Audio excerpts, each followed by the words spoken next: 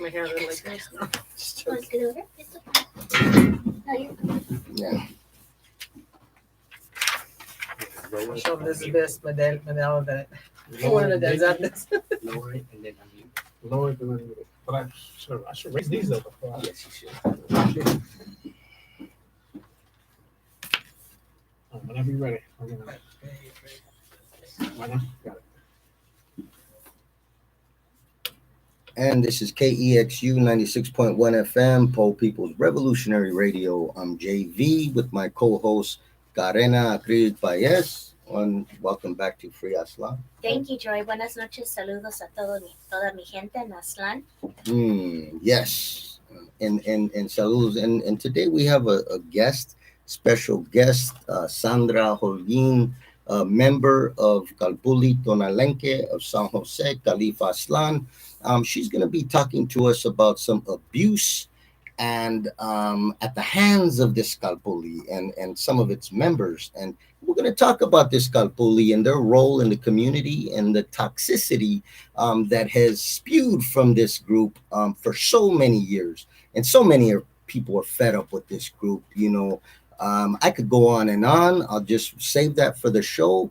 But we are very tired of any group such as this who continues to harbor basura within their ranks, garbage. And we're going to talk about what kind of garbage. Many different forms of basura that are within this so-called Calpuli. We're going to get into that. And we also have a police report that we're going to be reading about some of its members who, called the pigs on its own member. You know, it's unbelievable. It's intolerable. And we're going to get to the bottom of that. But first, before we start on this important interview, we just want to discuss, as you all know, we do discuss political education from the Chicano News Service. And we will discuss today a document, very important document by Mao Zedong called On the Correct Handling of Contradictions Within the People, among the people, I should say. But this is a very important document that Mao drafted, and it addressed contradictions. There is and will be contradictions amongst the people for some time, even post-revolution, after the revolution comes. There's going to continue to be contradictions that we have to deal with. Some people think, when we have a revolution, everything's beautiful and there's no more. No. That's when the real battle, the real struggle starts. I was talking to Karen, and we were talking about, the abolitionists, right? And the abolitionists who say, we want prisons gone today. That's a beautiful idea.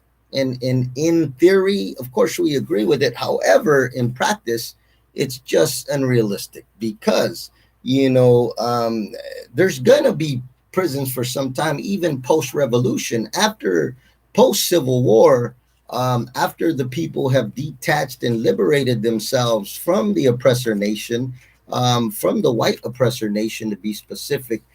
There will still be prisons. Actually, there will be more prisoners than there are today because there's more reactionaries. There are more people who are against the counter-revolutionaries who will be imprisoned.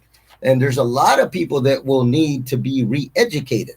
They will go to the re-education camp for some time, and there's millions of people, so abolition, but the truth is, we have to come at things with the correct political line. We have to have the ideology that guides us, guides the movement.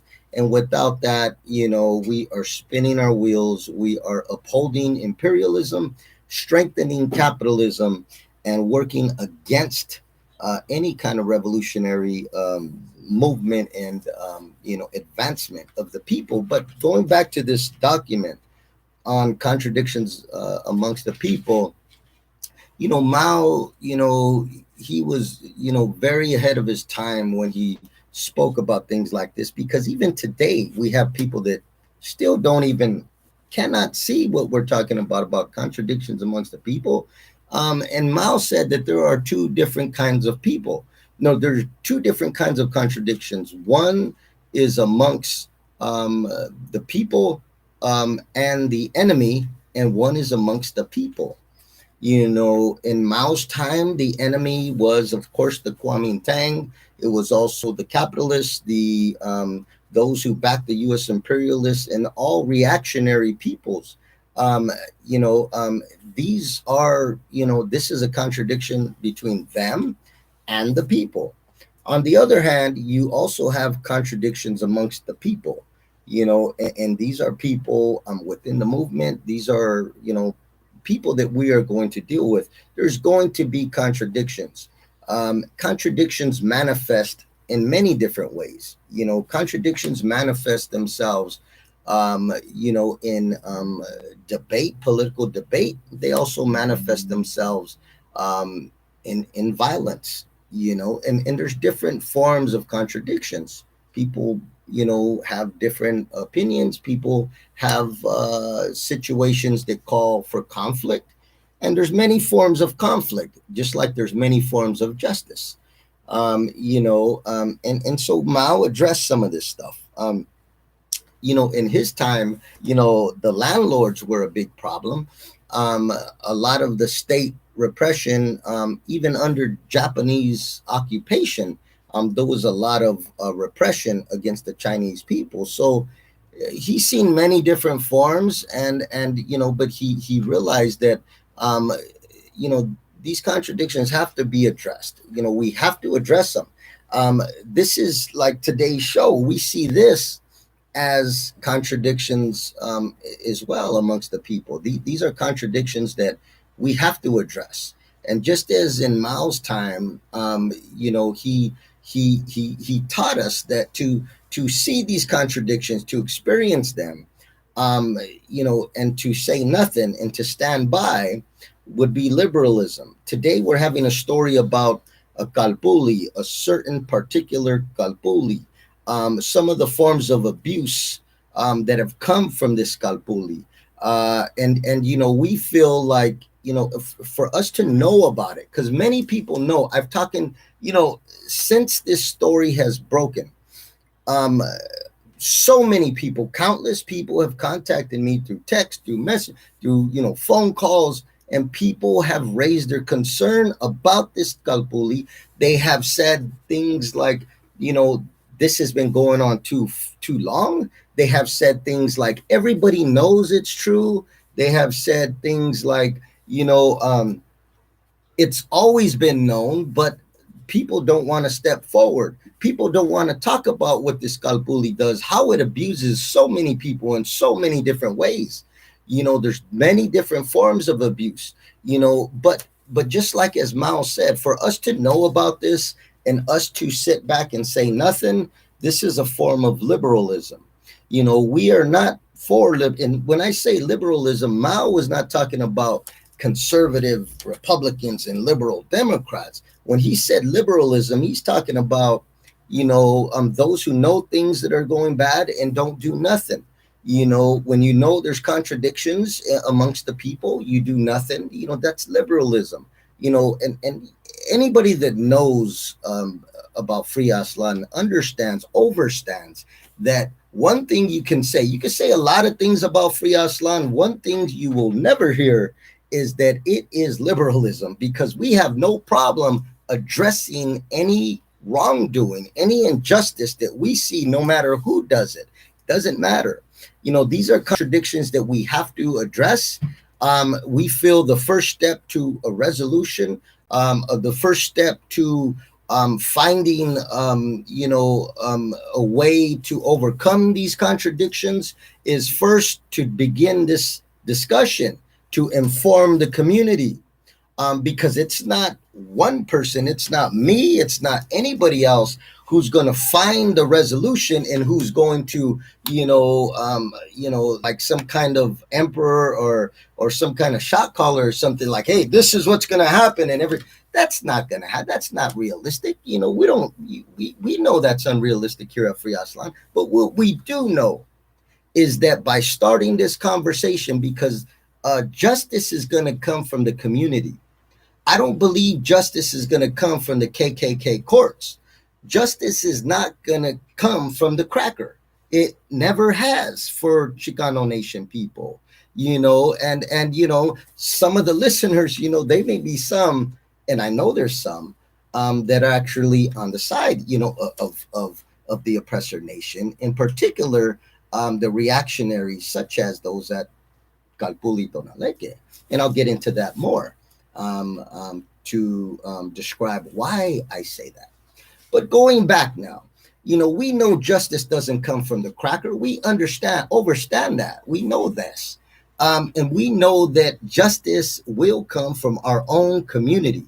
You know, we will take this into our hands and find a resolution. Not me, not anybody else here, not Karena, not anybody, not sister, but it will come from the community. And the first step toward that is informing the community, educating them when there is a threat within our midst. And so these are contradictions amongst the people that we, you know, we are trying to resolve. You know, Mao had a lot of different various ways of resolving contradictions. You know, and just like we have them here, you know, we have, you know, some of us may feel contradictions can be resolved verbally. Some may feel they can be resolved with sanctions. Some may feel that they can be resolved by other means. You know, and you know, there's justice for some legally. There's justice in the KKK courts. For some, there may be street justice. For others, they may just be justice within the Danza communities. Everybody has their own. And I'm not here to discuss what my particular forms of justice are for this particular Kalpuli, for obvious reasons. But, you know, we'll talk about different forms of justice as well. And we have before in the past. And we stand by that. You know, we stand by justice all the way. And so, you know, but back to this, you know, it's very important that we address different contradictions amongst the people and classes. You know, although we may all come from the same class, whether that's the lumpen class, you know, the proletarian class, you know, what have you, whatever class people derive from, most of the Chicano nation does derive from the lumpen slash semi-proletariat class. Semi-working class, you know, this is the bulk of the Chicano nation here within these false U.S. borders. And, you know, and so we may come, but there's still going to be contradictions. There's going to be contradictions amongst a party.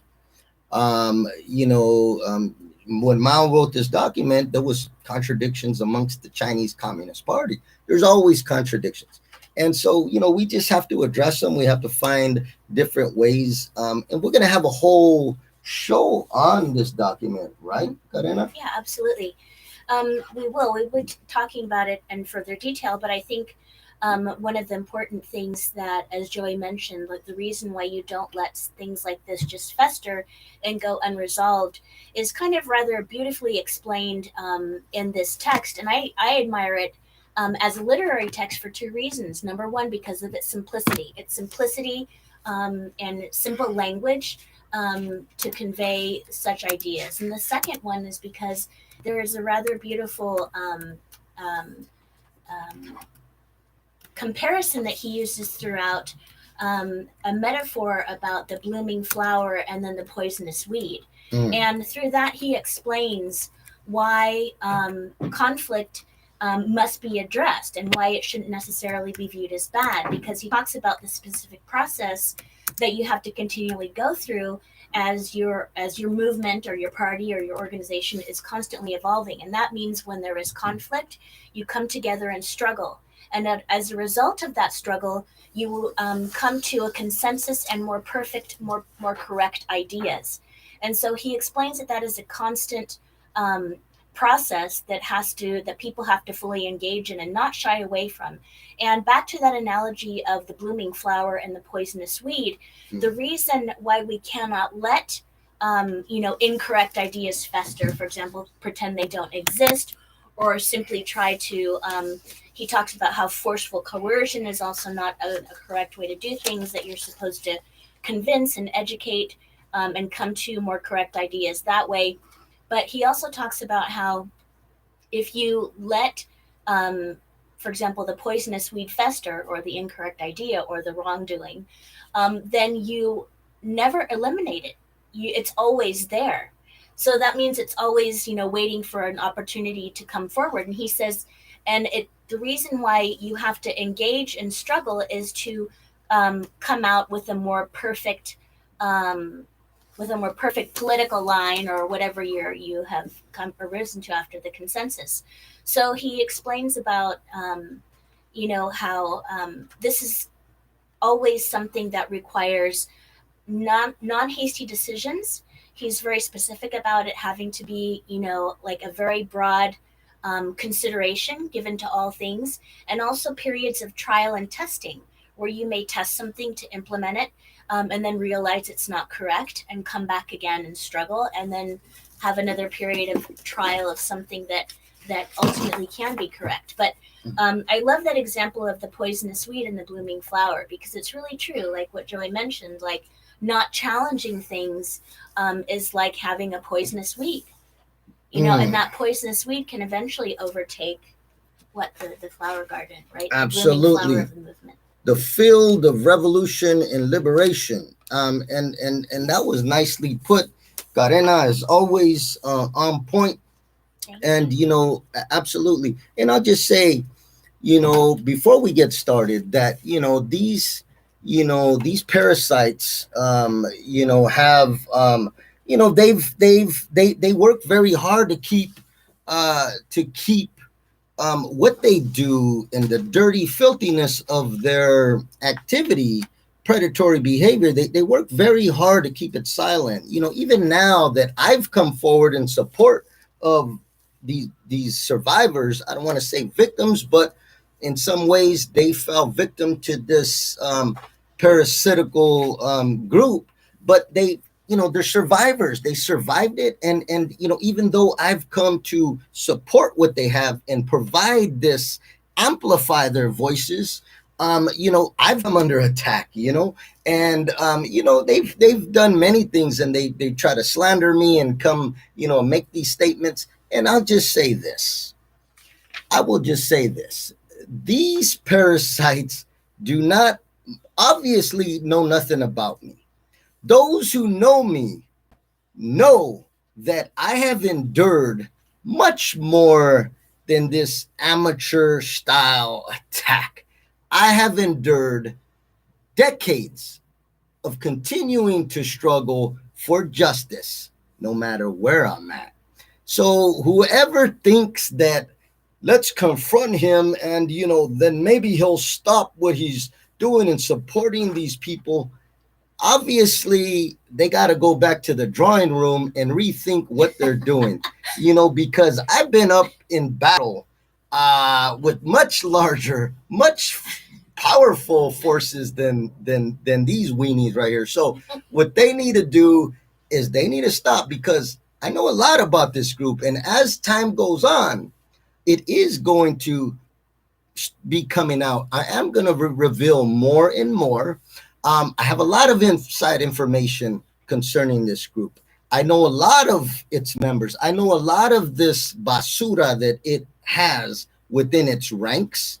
I even know a lot of their financial details as well. I've seen ledgers. I've seen lots of things pertaining to their finances. And I know a lot of their members and a lot of the dirty shit that they have done in their history.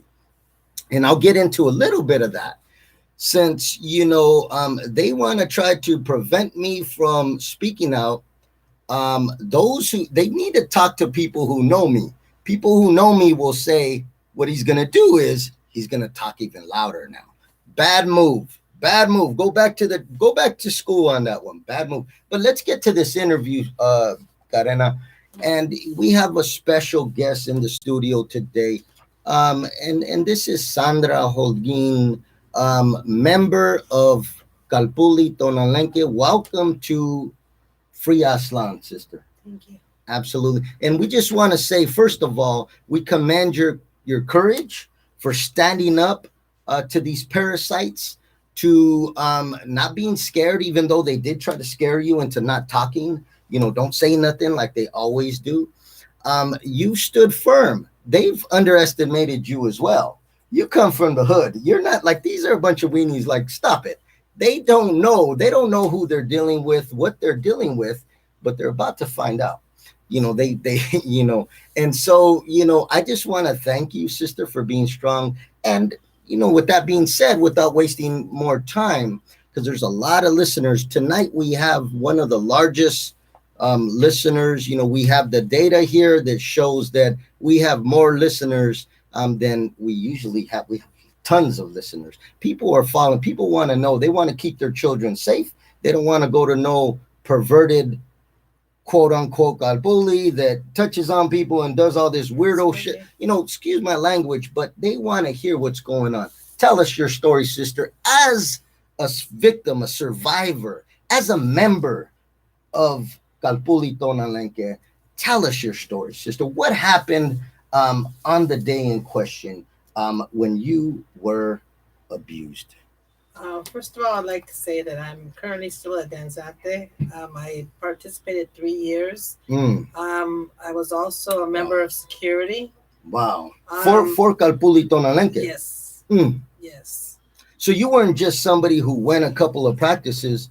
You were up in it. You were part of the group. You were part of the security team. Yes. So you were obviously entrusted by them. Yes. And keep going, sister. Okay. I would like to say that I've had multiple neck surgeries. I was unable to continue helping with security.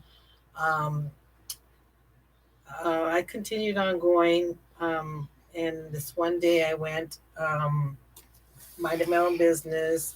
I got called out by Virginia and to walk outside. What's Virginia's last name, by the way? I have no idea. Okay. I have no idea. So anyway, as we were walking out, she wrapped her hair around in a rubber band, and we proceeded to go outside, and Bernadette was out there already. She started drilling me about. And let me just ask you, these two women that you're talking about, they're also members of Kalpuli Tonalenque, right? Yes. Okay. And are they part of any subgroup within the organization? Are they part of security, for example? Or are they fire makers? What do they vendors. do? And do they do security within the group?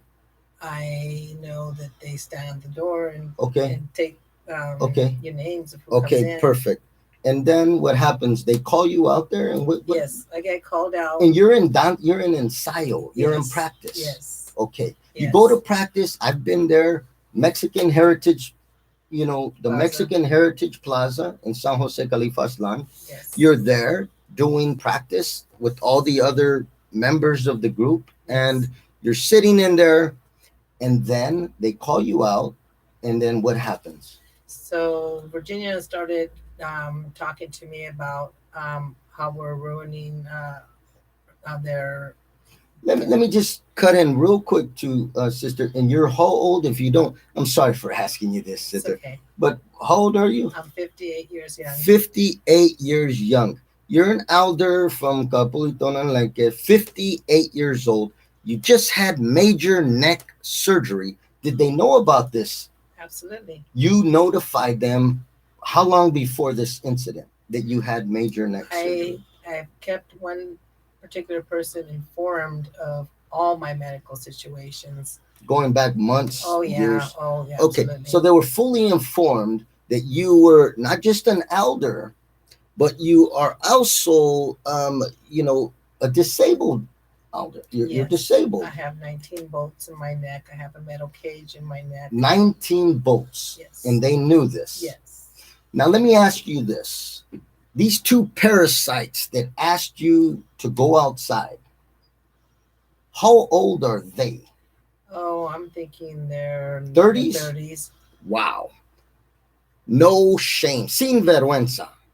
These dogs have 30 years old. They want to call a 58-year-old elder who has major neck injuries out to the parking lot. And what happens when you go out there? So I go out there, and Virginia confronted me about her the merchandise they saw or what have you. They were ruining her the reputation, whatever. And I told her it's not between me and her; it's between my husband and her husband. I also told her that she's disrespecting the Capuli, and she said, "No, we're not." So in other words, she was proceeding with her anger, and she hit me. Wow. She hit When me. you say hit me, how did she do? She punch, slap, punch? What was it? It was more like maybe she intended on punching me, but she grazed my face, causing scarring in my left eye. Wow. So she connected to you. Yes. Wow. Okay. And again, 30-something-year-old physically assaulting an elder from the Calpuli on the Calpuli grounds as your, she didn't even have the, the comments like, hey, you got a problem with anybody? Wait till after Danza off the property. This is the property of the Mexican Heritage Plaza. Yes, it is. The Mexican Heritage Plaza itself should be very concerned. I know they have a relationship with members of the Calpuli. So of course they'll probably, work around it and probably, but they should be very concerned that they are having space for a group that is assaulting. This is elder abuse, right? Yes. So they should have, they should be very concerned that they're lending their space to people, to dogs who are assaulting elderly, disabled people. Just unbelievable, right? Unbelievable. And so she connects with you. Then what happens? Self-defense. I hit her back. You defended yourself, I defended and that's all myself. right. That's all right. I have spinal disease. I have no Wow. right to be fighting anybody. And they knew about And they this. also knew about that. Cowards. Correct. And in Virginia, is this is this Israel's wife? Yes, it is. Wow. And what happened after this? After that, Virginia, she slided towards, Was Israel parking there? lot. Was Israel there? Israel was inside the Capuli. He was. So he didn't see it. He didn't. No. Okay, keep going. Okay, so I'm very concerned about so- Israel. yeah, because what happened was when I got hit, I seen Mitapili come out. I seen the medicine man come out. The medicine man. Well, Who's the medicine man? Big Smoke? He's a medicine man now? I have no I thought he idea. was a skateboarder 10 years ago. Whatever. Okay, whatever. So what happens then? So, anyways, after that, I told Mitapili, "What are you talking about? I came here for peace. I came here for spiritual purposes. I didn't come here to fight." But yet he belittled me by telling me and targeting me like as though I'm the one that went there intentionally to go and fight, and that is not true. So wait a minute. Let's back up a little bit. So you get there, she pulls her hair. Obviously, she knew what she was going to do. Pulls her hair back, ties it up, takes you outside. It was obviously orchestrated, right? Yes. Take you outside. They know what's going to happen. Everybody knows. As soon as it happens, they run out. Why are you assault? Why are you? It's the pigs do that, right? When they're assaulting you, what do they say? Stop resisting. Stop resisting. So they're using pig tactics. It doesn't surprise me from a pig Galpuli, right? It doesn't surprise me, And when I say pig, sorry to sway off the story, but when I say pig Galpuli, I'm not too far off the truth. Just a few years back, they had this America Night Out. I don't know if you remember, where people across the U.S., the pigs would cook hot dogs and they would invite the community. They called it America's Night Out. They would cook hot dogs and invite the community to come. This Kalpuli was doing danza for the pigs. Like they would come out and the pigs would be there. They'd be walking around with coffee and and shaking hands and holding babies, and they would be performing. And I criticized them. I criticized this on the show. We shouldn't be dancing for pigs. And I kept on, kept on, kept on. They had meetings and they stopped it. And they stopped it because of my criticism. But so when I say pigs, and I'll just say briefly, since I'm on the topic of pigs, you know, you know, this is, and first it's very interesting, and I'm gonna get to this in a minute. It's just unbelievable, but it's interesting that a Galpoli, a group of people who yell the slogan of decolonize, is the same group of people that's calling 911, because they called 911 initially when it first happened. They dialed. And do you know, by the way, who called it, or you don't know? Virginia. Wow, Virginia called 911. Yes. Told on you, snitch on. Yes. So wait a minute, and this really disappoints me, because I know Israel, her husband, and he's been to the pen, and he knows better than running to the pigs and having your wife run to the pigs. This is very disappointing to me. I want to know, is he making statements to the pigs? Is he going, what is going on here? Because I would feel very, I would feel very uncomfortable if I ended up in the county jail and had to explain to people why I allowed my wife to call the pigs on somebody. Very disappointed in Mr. Israel. But back to the story. When I talk about this group who runs to the pigs and calls 911 at ensayo, at danza practice, after doing this to an elder, with a disabled elder, what happened to Galpulis, indigenous native people? What happened to danzantes, and what happened to people that are on the red road? Taking any disputes, or as Mao said, contradictions amongst the people. What happened to them taking those disputes to the elders of the organization, taking it to the fire, as the indigenous native people say? What happened to taking it to the fire to the elders in order for the elders to resolve this situation? What happened to that? Well, in this case, their elders seem to be the white folks in the black robes at the KKK courts. These are, it's incredible that they would run to the colonizer to settle their disputes rather than their elders. Maybe they don't have elders. And speaking of their elders, and speaking of pigs, I would just say that it's, although it's very disappointing. Let's get into some good information about this group.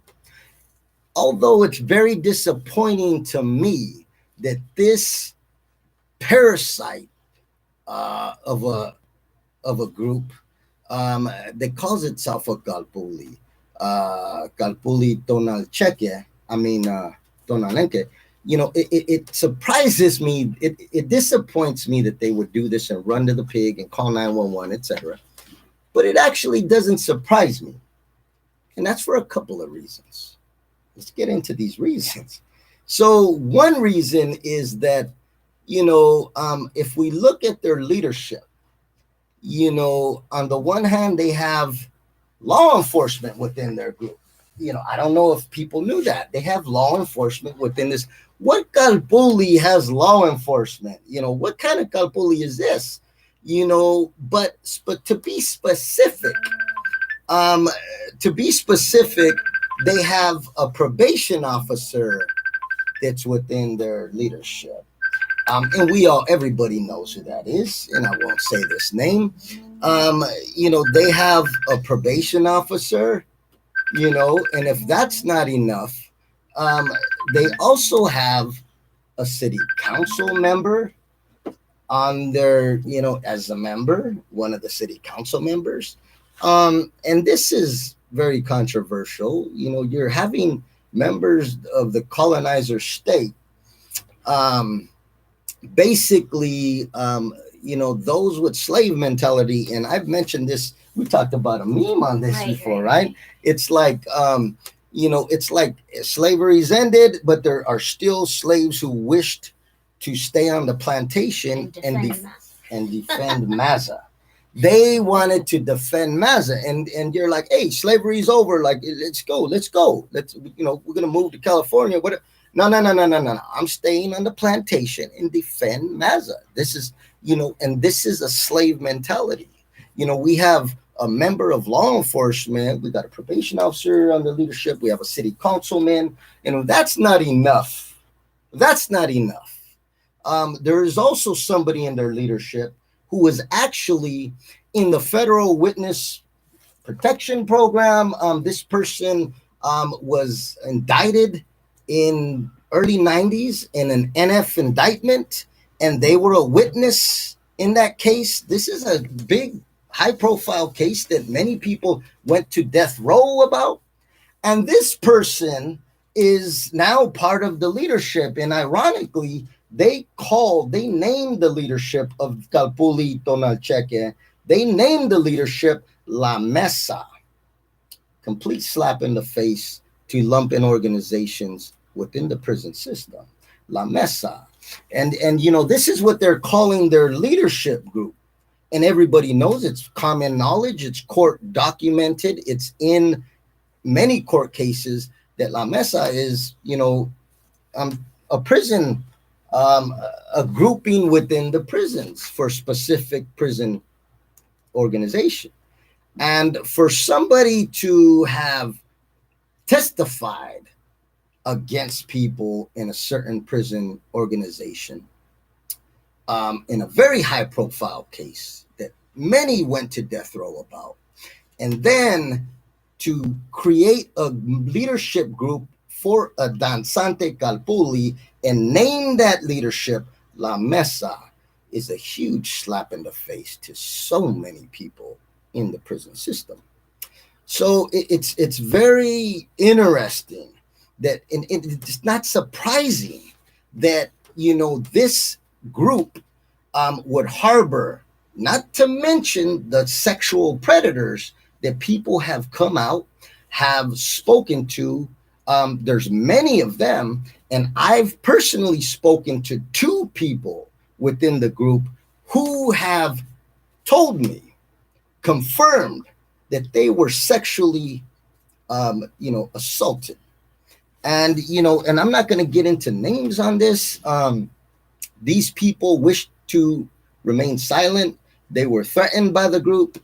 I was told that they were told things like they know a lot of people, don't speak up, it's going to be bad. They'll also be ostracized because, as we know, victims of sexual violence are often don't come forward till decades after they regain the strength, because there's so many emotions. They will stay with the perpetrator. They will stay with the person.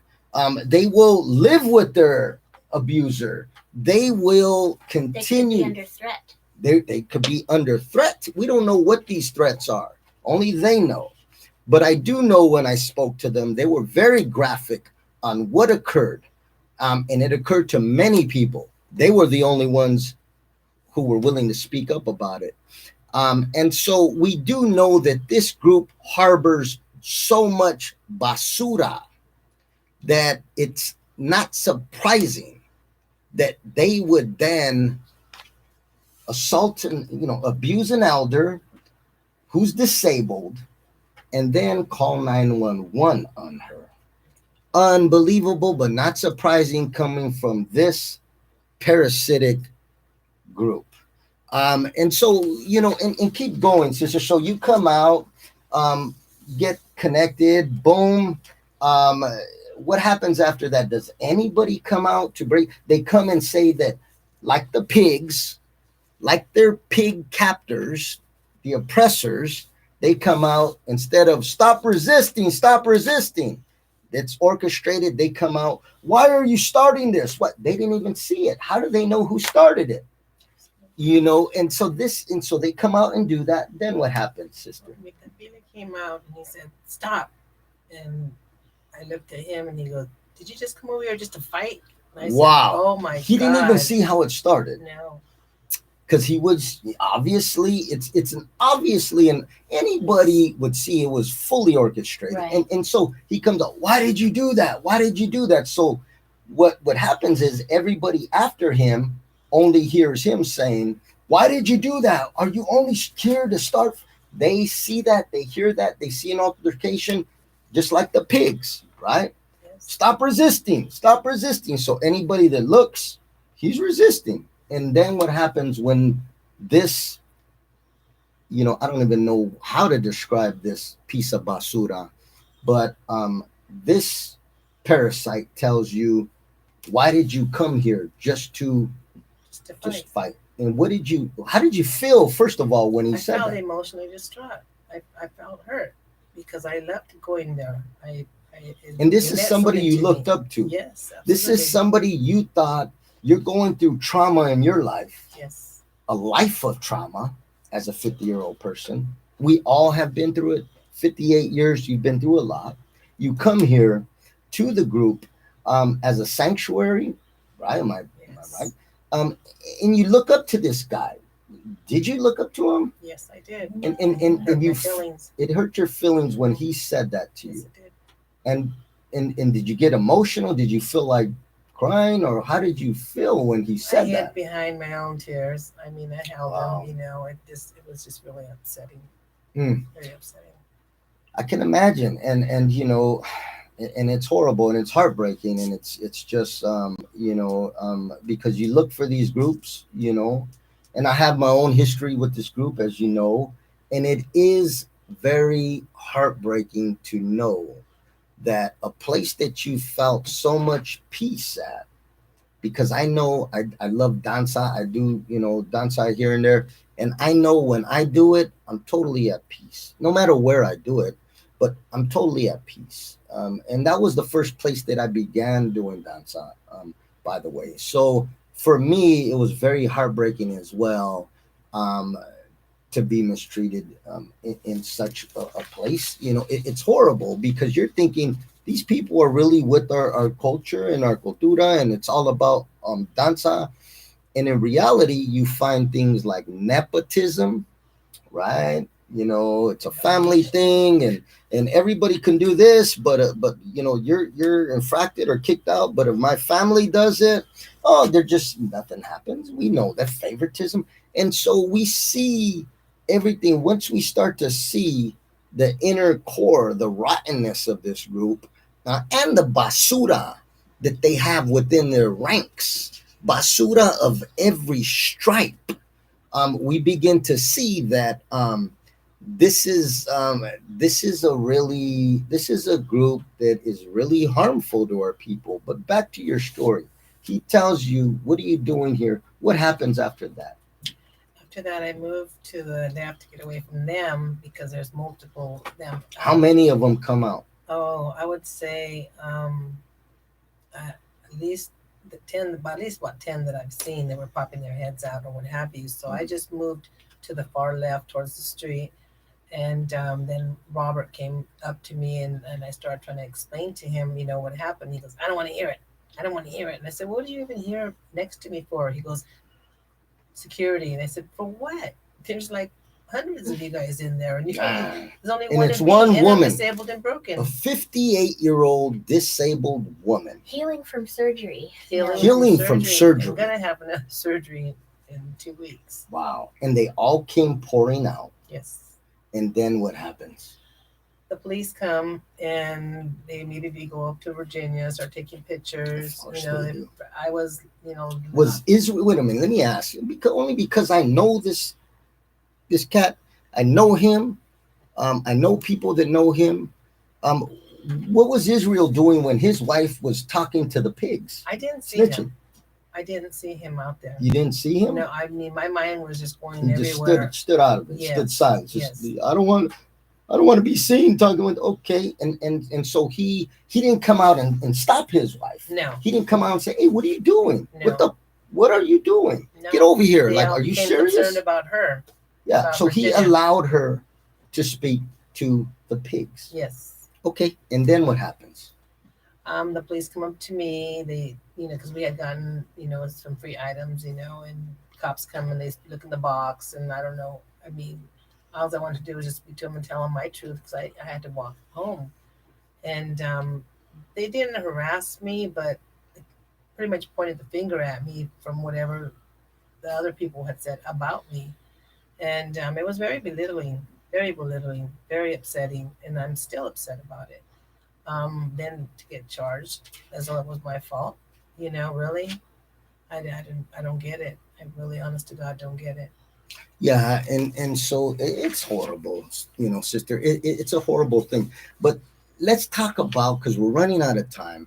Let's talk about the court. You have court tomorrow because they Yes. are pressing charges against you. Yes. So Galbuli, get it right. Galbuli Tonalcheque, I mean Tonaleke, is pressing charges against you tomorrow.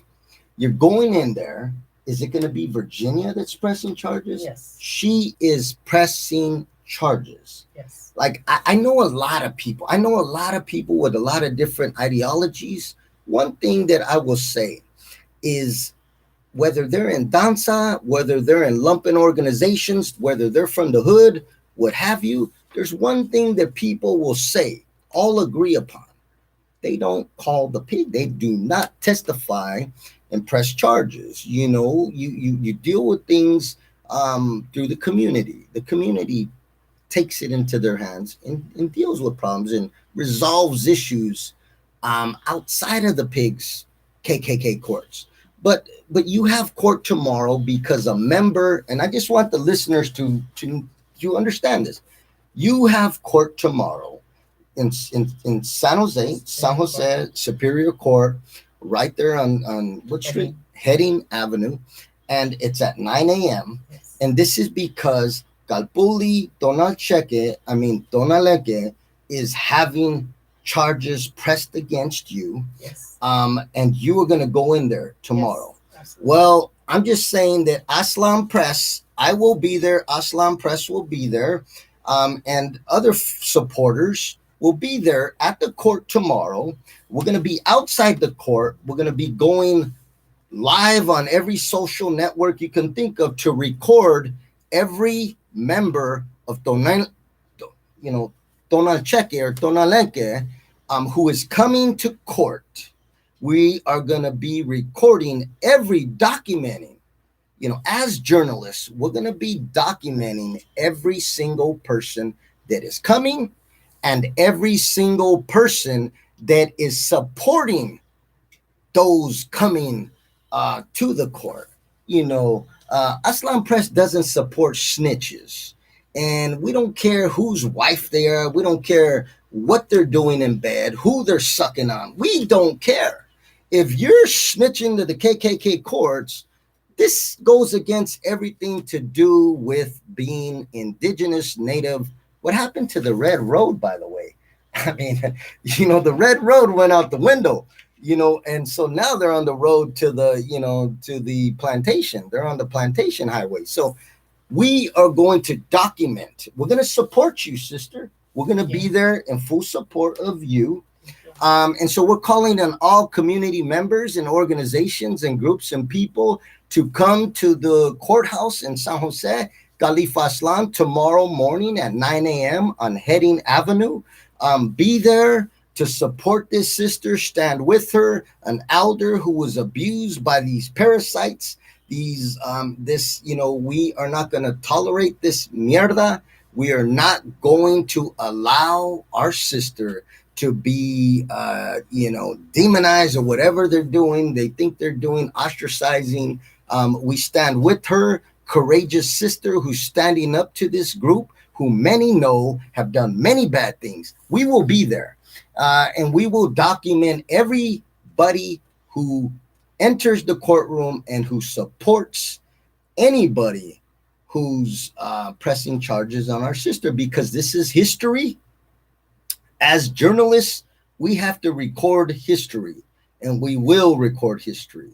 And so we call on all peoples, all freedom loving peoples, all peoples who are against sexual violence, all peoples who are against elder abuse, all peoples who are against any form of oppression that Donald Cheke or any other groups have done, to be there, to be at the courthouse, stand with this sister, and document what they are doing, because so many people, especially on social media, don't believe. Some people don't believe it. Like they could never do that. Don't I check it? Like they got Mexica New Year. They do Mexica New Year every year. They don't do that. They play the drums and they light copal. They couldn't do that. Well, tomorrow you're gonna see that they will, because I will be there. I will be going live on every social media outlet. I'll be conducting interviews with people. I'll be documenting every single person that is coming to the courthouse. And we will be there. And so, we stand with this sister. We stand with you, sister. Courageous sister, fighting this oppression. You're fighting many forms of oppression here. You're fighting patriarchy, gender oppression. You're fighting The discrimination. perversion of spiritual spaces that are supposed to be, Emotional Oh, abuse. you know, that part. that's a Absolutely. very gross violation of Absolutely. Really. Yeah. Really. so. You're on many battlefronts, and we're gonna stand with you on that battlefront. This is very important, and so we're calling everybody in our community, all of our supporters, Free Aztlan, Poor Magazine supporters, everything you can think of. Come to the courthouse in San Jose. Stand with this sister. Support our sister, and we will be documenting history, and get all of them on there. We're gonna get everyone who stands with this informant, this person who's making stuff up, trying to, crying to the plantation, crying to Maza that they look at what they did, look at what she did, crying to Maza, to the plantation, and we're gonna get everybody documented who's going in there to support somebody who's fabricating this information, and running to the KKK courts. We're going to document it, not only of the person, but all of this person's supporters. Because where I come from, you don't have to, snitch on people. If you support these parasites, you got a lot of explaining to do, especially if you end up in jail. So I want to see what's going on here, because it's just unbelievable that that this is happening. And so we're going to be there tomorrow. Aztlan Press will be there along with community members to support this sister. Thank you. And absolutely, sister. And we just, we're running out of time, but you got any last words for not only listeners, but to even perhaps Kalpuli Tonalcheke, who I assume today, because we've promoted the hell out of this interview, we see from the data that we have the most listeners we've ever had, because this is such a serious topic. And because of that, I'm sure that many of these parasites are listening, and especially the ones in law enforcement, because they're paying real close attention. What is he saying? What could be used against him? Is he They're watching it so close. They got to wake up. Let me just say, you got to wake up very early in the morning to catch me straying off the line, because I know that you and the other pig, your other Maza, is listening very close. So if for those Tonalcheke people, parasites who are listening, what do you have to say to them, sister? I feel sorry for them. It really hurts my feelings that that I really looked up to them, and it breaks my heart to have to even come down to this. This is not what I wanted, but I will speak up when I have to defend myself and my own spiritual culture as well. There you go. Yeah. Guerrera. That's a warrior. That's what you call a warrior, sister. A warrior is not somebody who has 200 people standing with them. A warrior is somebody who can stand alone and take on anybody. And that's what we do here at Free Aztlan. We stand up to even the state. We stand up to the pig. We stand up to their running dogs, their lackeys, those with slave mentality who work for the pig. We stand up to all of you because we stand with justice, and we're on the right side of justice. And I want to thank also all of the supporters, right? When we were promoting this interview, so many supporters, so many danzantes. We send our love to our frontline danzantes. You know who you are. We had a lot of good support from other Chicano media outlets who were very interested in the story. They asked to be tagged, and they said they would be promoting the interviews. So you have a lot of support from other media outlets. So thank you. Absolutely. And so we stand by you 200%, sister. And we look forward to documenting as revolutionary journalists. We will be documenting what occurs tomorrow, and we will stand by you. And I just want you to know that so many people have contacted me. Some have actually come forward and confessed that they've been assaulted as well. And I'm developing a story to have them on the radio and share their experience as well. And some of the stories were about Tonalcheque and also Oselacoa, their so-called maestro. I've been contacted as well about him, about more abuse. So we're going to hear more about this. And I just want to say for the record, because we got like 1 minute left. For the record, I'm going to be starting a monthly panel of abuse survivors, people who were abused. And I want to formally ask you, sister, will you be on our panel once a month to discuss abuse in the Danza community? Absolutely. Thank you, sister. And I thank you for your courage, for standing up when you need to being a guerrera, a real guerrera. Oh, Mateo. Not alone. Thank you. And this is all. We'll see you next week. And remember to look on all the social media outlets, Free Aztlan, YouTube, all of it, because we will be documenting Tonalcheque tomorrow. So with that being said, oh, Mateo. Mateo.